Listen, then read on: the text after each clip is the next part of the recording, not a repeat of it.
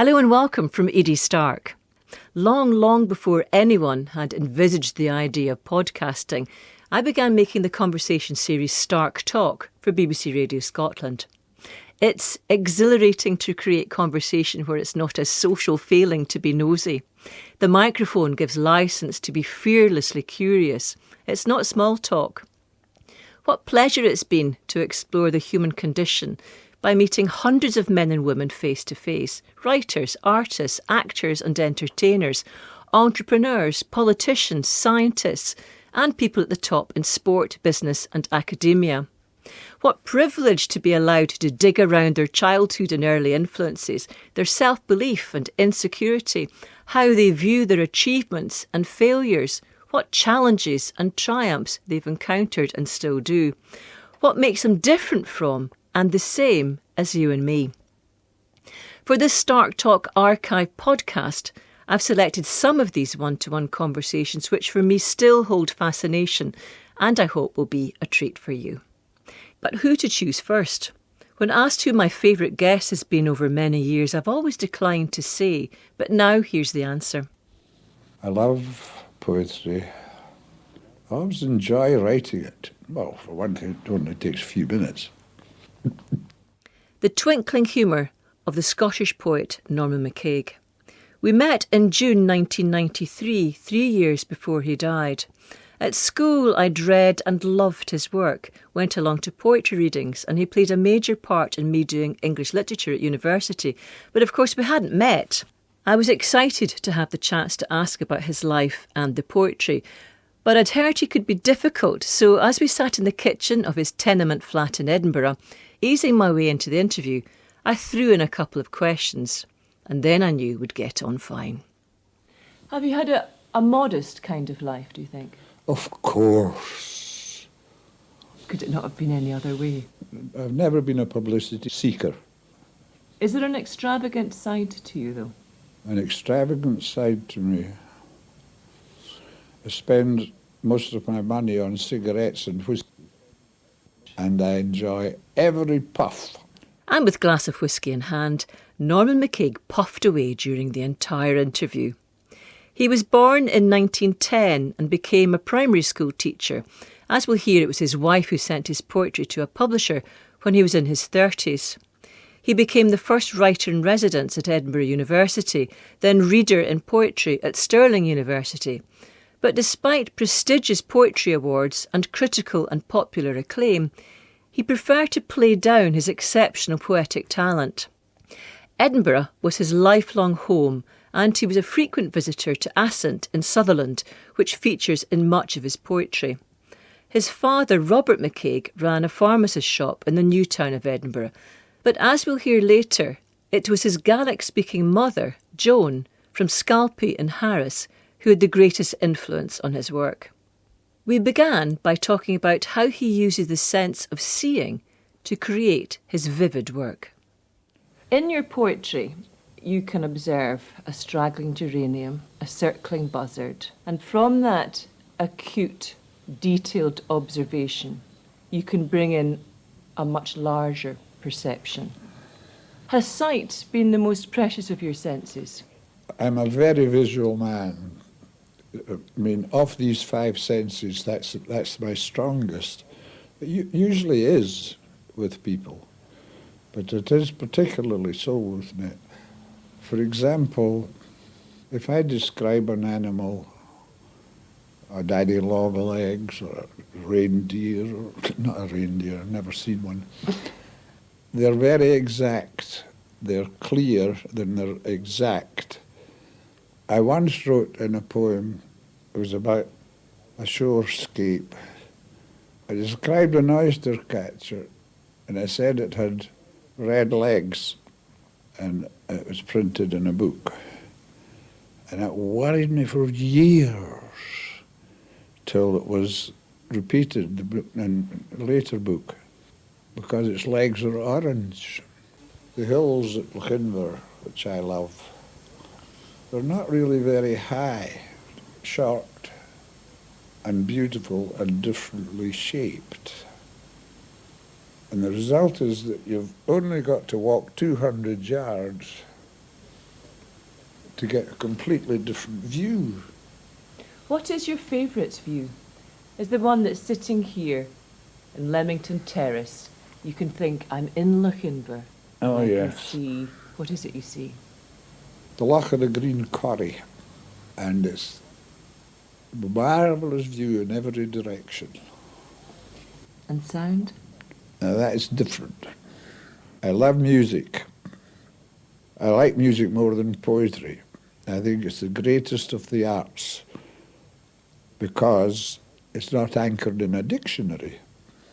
The only kind I don't like is romantic music. I don't like a lot of the great names of the 19th century. No. I suppose the composers I like best are from the Baroque period. Bach, Haydn, Scarlatti, Mozart, of course. My mother, who came from Scalpy Harris, as you may know, when she was doing the housework, which she hated, she sang Gaelic songs. I think that was probably my introduction to Gaelic things. Do you regret not having built up a better knowledge of the Gaelic language? Yes, that grieves me a lot. My mother was illiterate, and she came to Edinburgh at the age of 16. She had no English, and she never learned to read or write. She didn't need to. She used English with startling effects.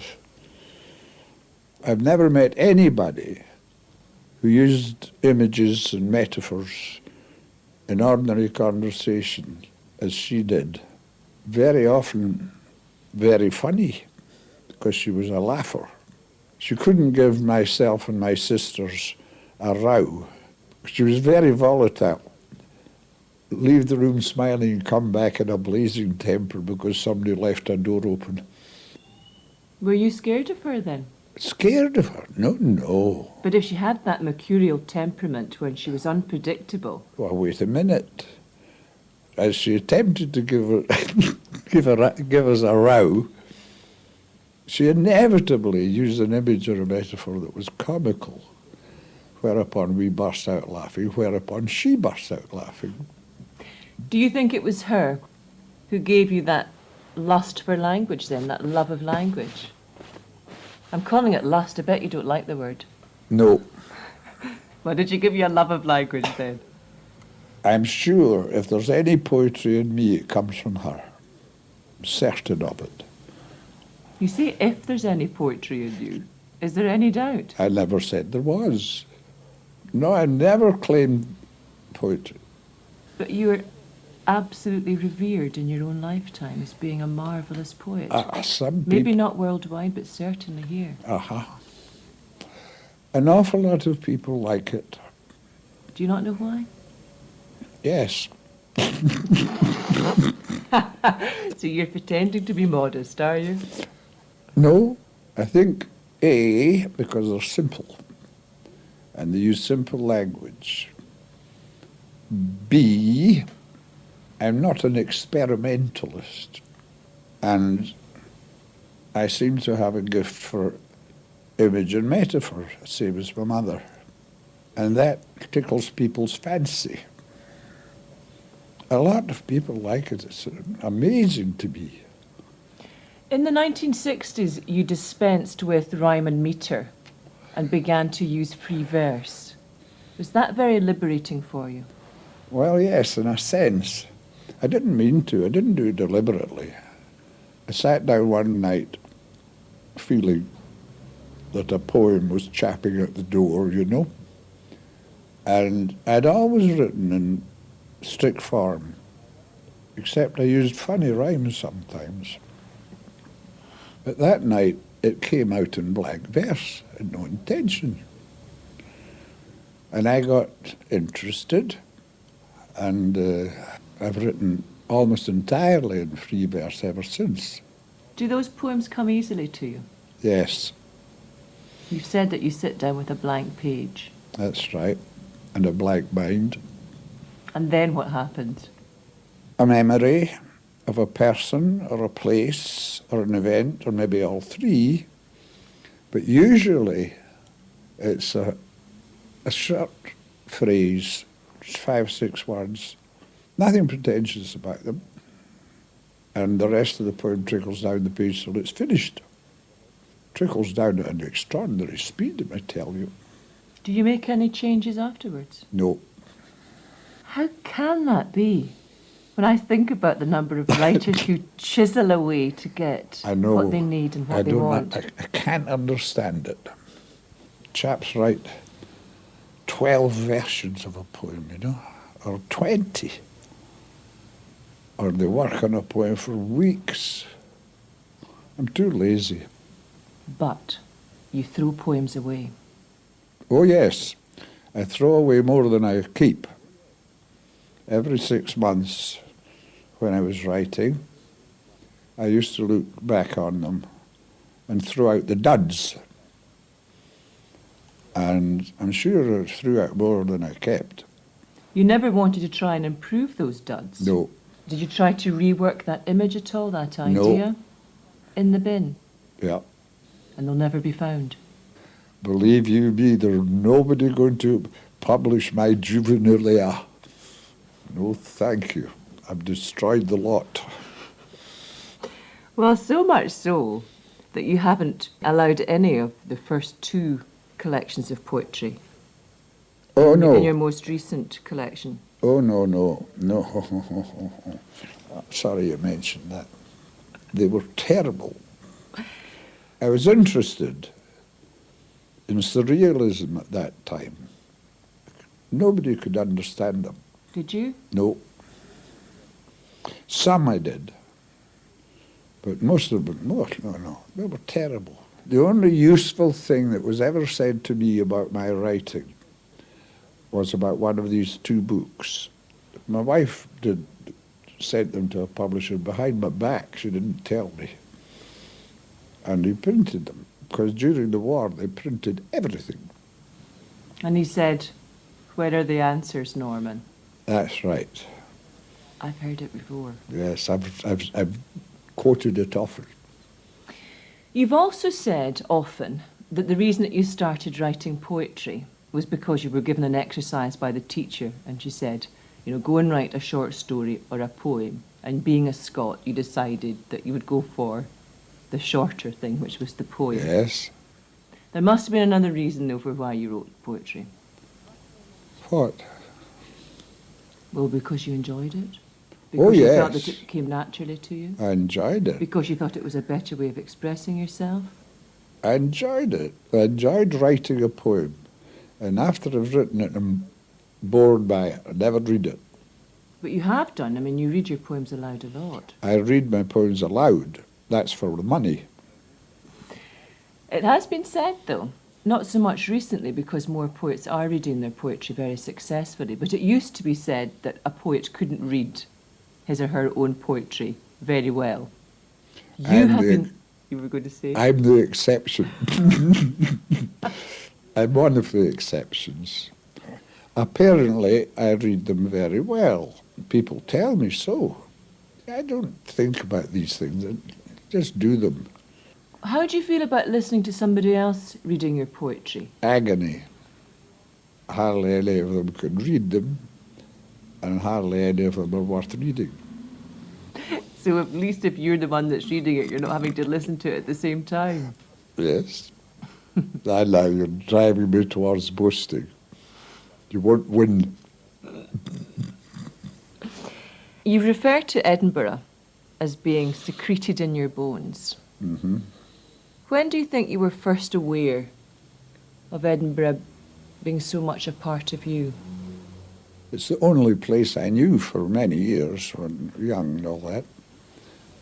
And I enjoyed Edinburgh. I liked it. I've lived here all my days. I must have liked it fine.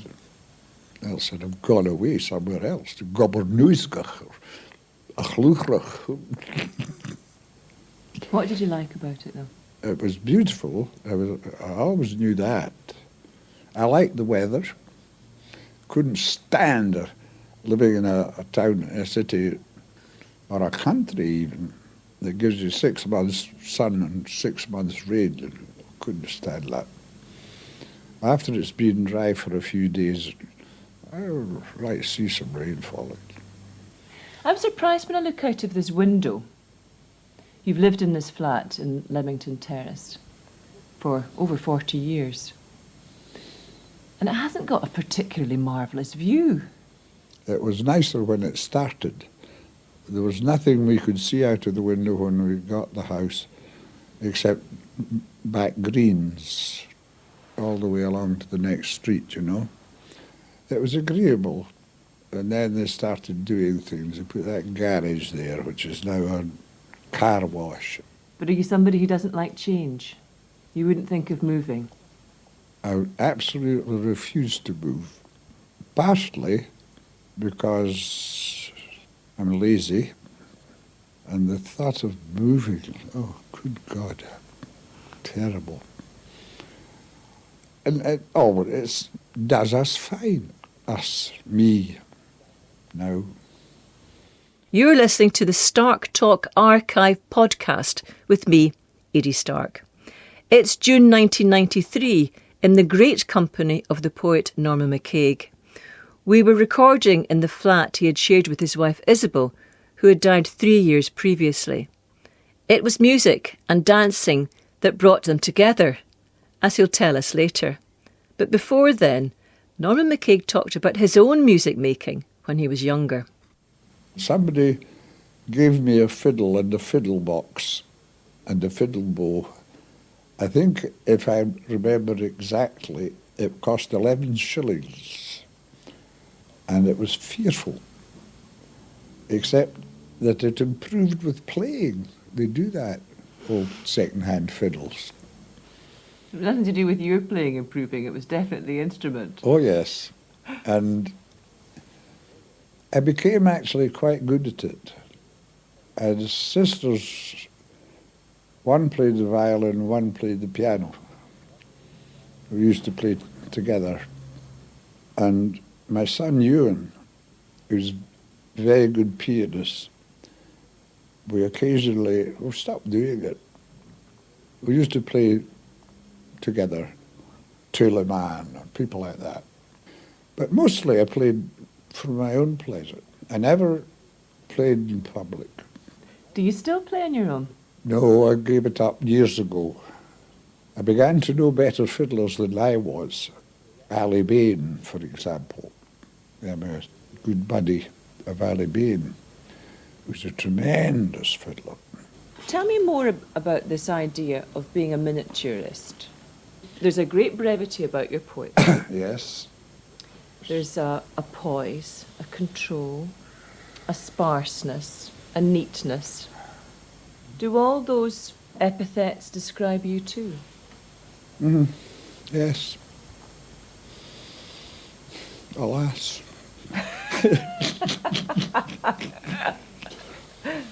What about the people? You write much more about people now than you used to, don't you? Yes. That was a thing you asked me, I didn't answer it properly. I switched over to free verse, and it was after that I was able to write more about people than I had been. I don't know why. And I was able to write more directly about them. Have you written about specific people? Oh, yes. So when you've been writing about, this is very personal, when you were writing about a woman that you saw in a room, for instance, who was that? I had one woman in my life, my wife. How did you meet her? How did you meet Isabel? We were at the university. She was in English and I was in classics. And the custom was the English society and the classical society occasionally had a dance together. I was a hot boy at the jigs. And at a dance, Isabel was sitting, so I asked her up to dance. And she turned out to be an extraordinarily good dancer, which I was. It's the only thing I could boast about. And then? We married her. You took a long time to marry her, though. You've said that your friends knew for 10 years that you were going to get married. It was a guy-long courtship. Yes, it was. The reason was really with no money to get married. And I find it hard to talk about her. Because you miss her. Oh, yes. Will. Forever. Well, till I die. Luckiest thing that happened to me ever was meeting her. And the saddest thing was her death, which was cruel. Cancer. Terrible. In the end, she was suffering so much, I actually wanted her to die. So did she. I used to think, if Isabel ever has a terminal disease that was causing agony, I would kill her. But of course I didn't. She finished up in a hospice up to the eyeballs in morphia. And eventually even I wanted her to die. How ironic that years before you had written that poem called Visiting Hour, which was about somebody lying in a hospital bed. It was about her. It was about my wife. When she was younger? Yes, a lot younger. The hospital smell combs my nostrils as they go bobbing along green and yellow corridors. What seems a corpse is trundled into a lift and vanishes heavenward. I will not feel until I have to. Nurses walk lightly and swiftly, here and up and down and there, their slender waists miraculously carrying their burden of so much pain, so many deaths, their eyes still clear after so many farewells. Ward 7. She lies in a white cave of forgetfulness. A withered hand trembles on its stalk.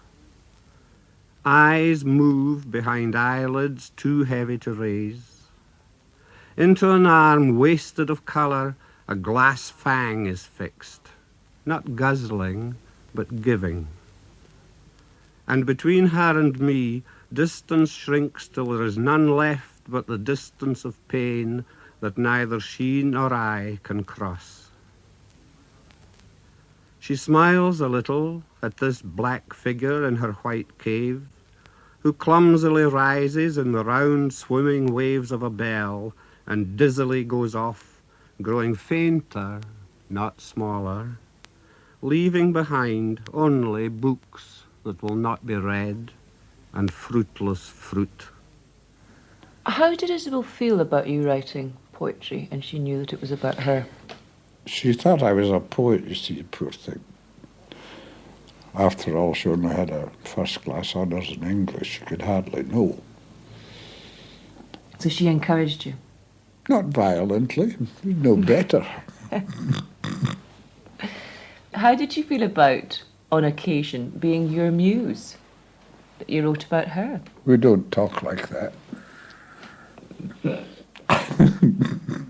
Did she ever pick up your poems and say, this is absolutely brilliant? She's no better than to speak like that to me. What did she say? It'll do. Not bad. After about 6 months, I would look at them, pick out the best, and show her them. That's after 6 months. None of this, just written a poem.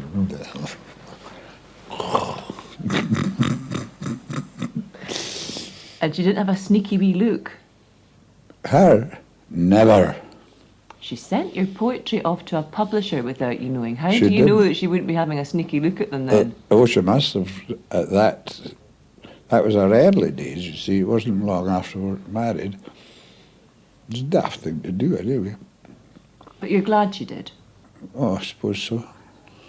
What has poetry given you?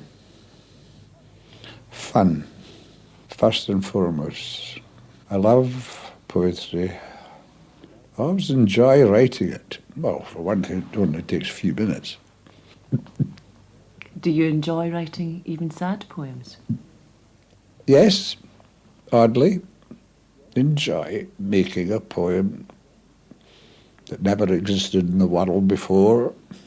Do you remember when you first read poetry? I don't remember being introduced to poetry. Somebody who I think's affected your poetry a great deal, and I might be wrong in this, is John Donne. Correct. He's a miniaturist. Remember his remark, the 5 ports of knowledge, senses, the 5 senses, which bring in cargoes of so many different kinds, you know, the 5 ports of knowledge, stuck in my head all these years. I think he's my favourite poet. Are you a metaphysical poet? I know you're going to get annoyed with me because I'm trying to make it sound mysterious and I'm trying to put labels on you. It was said by Louis MacNeice. He called me a metaphysical poet. I don't see any reason for it. What about your wit? Your method of argument? How you can take something that's very small like an earwig or a toad, and from that you can jump off into a much larger perception. That's metaphysical. Do I? You know perfectly well that you do. You're not going to sit there, even though you are in your 80s, and pretend to be modest with me. Come on, you do know that. You can't have all these volumes of poetry. You can't have people like Seamus Heaney coming to your birthday party without being good. And I said at the very beginning of this, it's extraordinary. You don't realise I'm dumbfounded. I'll never cease to be surprised. Whose poetry do you read? Which contemporary poets do you admire?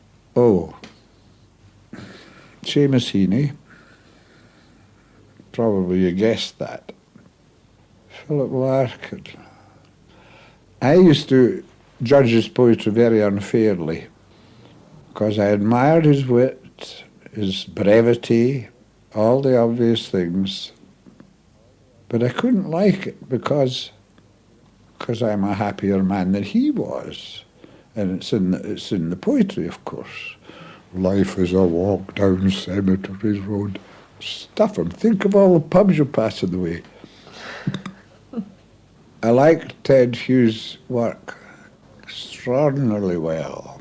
He's been called a nature poet. I suppose sometimes you could be called a nature poet. His nature's a great deal more violent than yours, though. I know I've written a lot of poems about animals, and Ted Hughes has written some of the best that were ever written in English. But all his poems emphasise the cruelty. All mine are just patting the creature on the head. Like that toad with a jewel in its head. We fella had it. Stop looking like a purse. How could a purse squeeze under the rickety door and sit full of satisfaction in a man's house? You clamber towards me on your 4 corners. Right hand, left foot, left hand, right foot. I love you for being a toad, for crawling like a Japanese wrestler, and for not being frightened. I put you in my purse hand, not shutting it, and set you down outside, directly under every star. A jewel in your head. Toad, you've put one in mine, a tiny radiance in a dark place. You went to the Royal High School in Edinburgh, which was for quite clever children, as far as I can recall.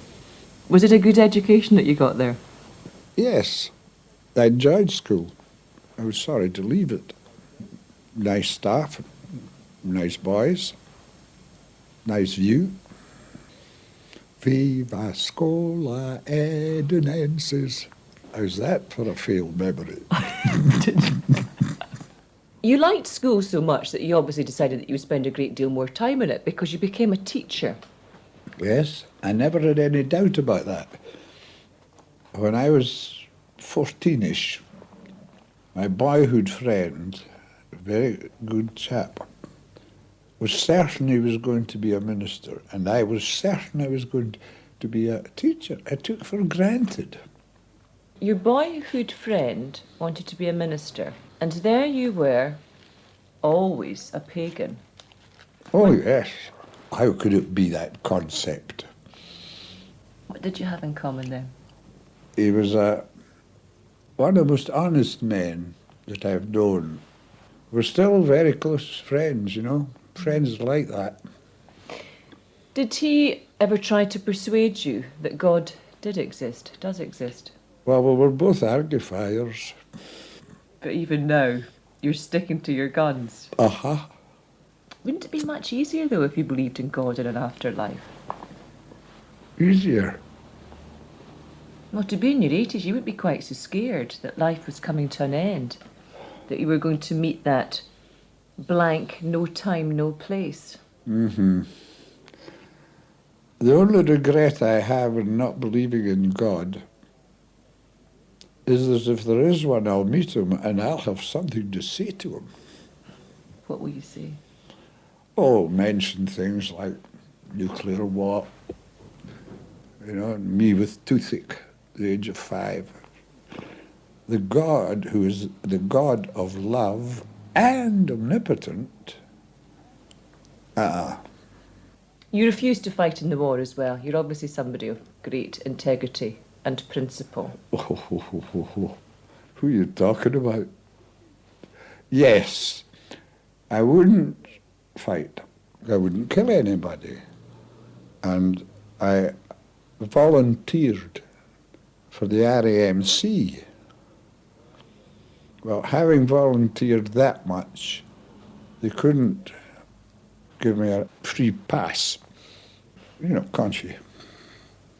They sent me to the NCC, which nobody knows about, non-combatant corps.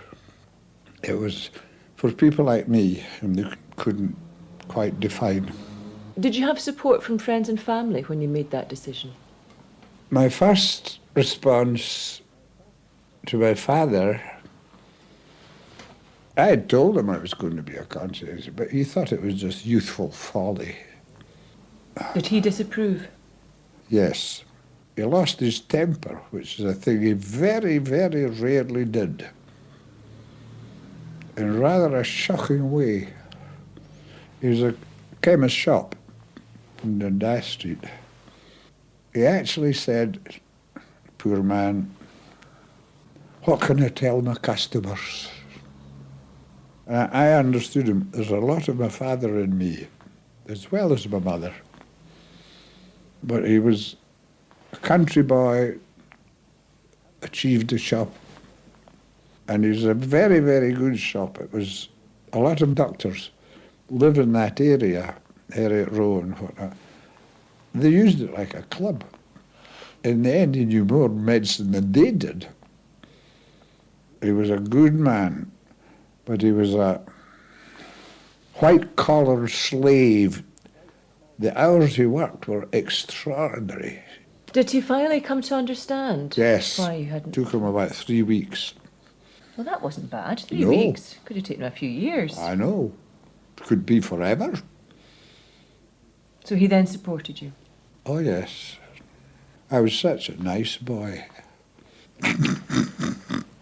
You've said before that you've met people in Lochinver who were able to bring out niceness in people that they didn't even know that they had.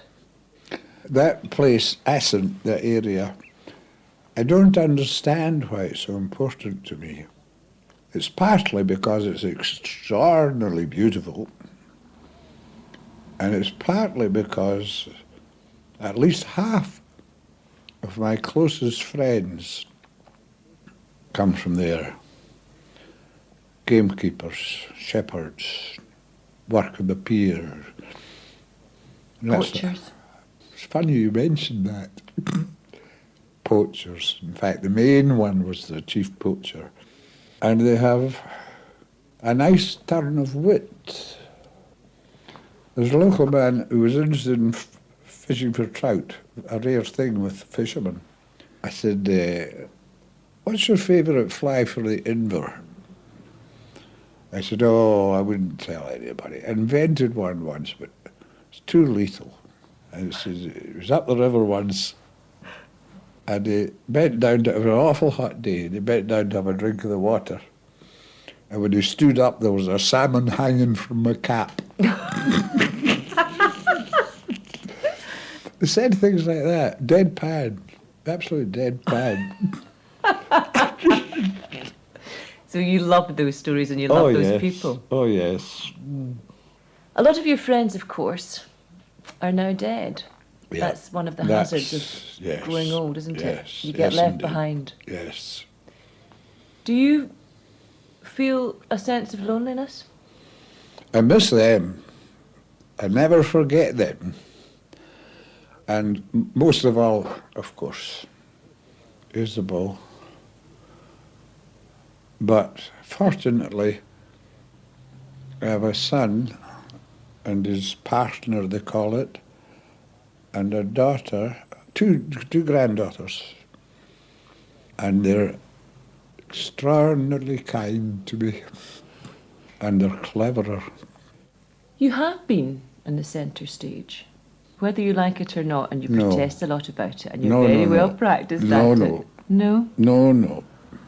So you're there reluctantly, are you? Backing with extraordinary acceleration into the limelight.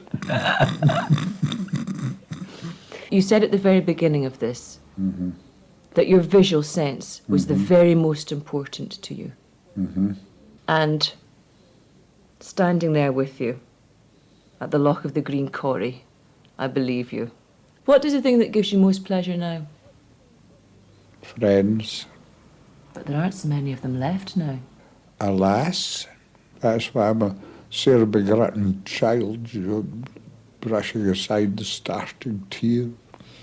You've still got a sense of humour. Tell me, do you write now? No, it's finished. What makes you think it's dried up? Me. I think I've done enough. I try to pretend that I'm so busy, you know, giving readings here, readings there, readings. It's not that. No. That's just my excuse. What's your favourite poem that you've written? Favourite poem I've written? I'll give you all the time in the world to think of it, and then I'm going to ask you to read it. You see, if I ever were to decide what is my best poem, I don't like showing off. I've got your collected poems here. The last poem that you have in the 1990 edition of your collected poems is called London to Edinburgh. Would you like to read it? All right. So, having been unable to choose the best one, we're choosing the last one in the book. Will it do? Okay. London to Edinburgh. I'm waiting for the moment when the train crosses the border and home creeps closer at 70 miles an hour. I dismiss the last 4 days and their friendly strangers into the past that grows bigger every minute. The train sounds urgent as I am. It says home and home and home. I light a cigarette and sit smiling in the corner. Scotland, I rush towards you, into my future, that every minute grows smaller and smaller. Isn't that sad? The mischievous and wonderful Norman MacCaig recorded in 1993, 3 years before he died.